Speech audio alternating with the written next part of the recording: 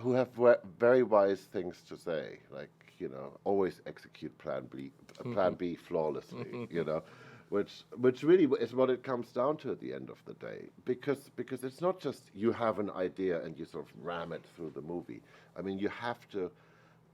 The movie itself is some living, breathing thing that you discover. I mean, I'm saying that for myself. I don't know if you disagree, but I mean, you shoot the movie and you come back, and then it's, even though you know all the parts, it still totally has a mind of its own. And I don't think it's ever been easy. Have we ever had an easy one? I don't think we ever had an easy one. I don't think it's supposed to be easy. Who says it's supposed to be easy? Be nice. Well, yeah, no. We have conversations that go on over years where, somehow into the conversation I somehow manage to slip, "Hey Jim, you writing anything?" And then I get a sort of a maybe back from him, and then you let a little time go by and you go, "So how's the writing going?" And then you get more information. But I never try to do that dastardly and gauche thing where I actually ask him what he's writing about. When you're ready to talk about it, you're ready to talk about it. But I just want you to know that somebody else is already thinking about something. Partly the job you always have as a composer is you're supposed to be a little bit ahead of everybody else. So what happens is you play a room full of people a piece of music, and the problem is they're not getting it. And music is not something you can't sell a piece of.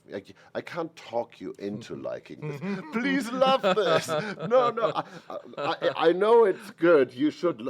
How could you not love it? I did a scene once where two composers were selling a piece of music. Right. Exactly. Yeah. Well, yeah. But you can't do it. It either resonates with you or not.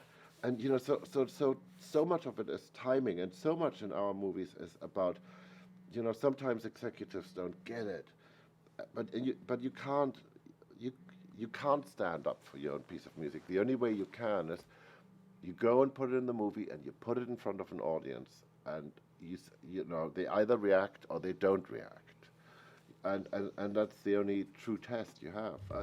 I think one of the ways we work, which is, I like working like this. I work a lot like this, but other directors and I think other composers don't really work like this.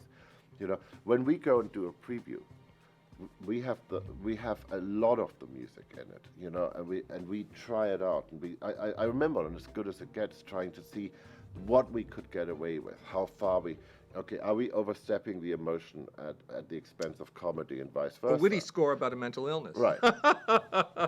Yes. Something I get to do every day. No, and again, I mean, this is where you come back to the writer-director thing, which is so important, because when you're talking about these things with the writer-director, you're talking to the right guy. And there isn't going to be that, hang on, I have to go and ask the writer, who might not even be there, what this means. Because you're a writer. Yeah. So that it makes for a more comfortable, situation ultimately.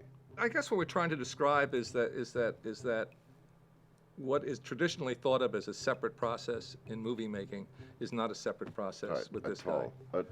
So that as change happens, he's there before it happens, after it happens. So it's not, Yeah, I mean, literally at one point I was thinking about the ending that Jim was going to shoot, and because we had so little time, I was thinking, could somebody storyboard it for us? And I'll just write the storyboards. The change that was very important to me in this movie was that we ended, I was sort of, there's one of the biggest laughs in the movie is like 17 seconds before the end. So I thought that's pretty good. You wrap up a movie with a big laugh 17 seconds before the end. And it just wasn't working. And I had strayed in all the things that happen to you when you're doing this to a very funny song, this Teddy Pendergast song that I was going to bring in before credits as sort of a final joke, which I now look at, I never did at the time, but this is how much you can change. I now look at as sort of insulting to the purpose of the movie. But at the time, I thought it was like the greatest idea I've ever had to bring back the song there. But that's how profound these changes are. And then what we finally came back to was that, the ending of this movie is two people who found each other, and then and luckily have a laugh at the last moment, which was a big deal to me. And that's, that's how much a moment can change. And this moment was the ending of the picture. There are many love stories, and it's how you present them. And that's really what we were struggling with, is, how could we present it in our way, and, singularly our way, and never betray the movie. I remember you coming over for some New Year's Eve party or Christmas party over at our house, and the electricity went out the way it does in Los Angeles, and me now being the entertainment, sitting at the piano, playing the piano, and my dog coming over and sort of laying his head down. And the next thing I know, I'm looking at As Good as It Gets, and there's Jack playing the piano, and the dog's coming over. I'm going, I think I know how to write that scene. Yeah, all right. So there's no end to the services performed here.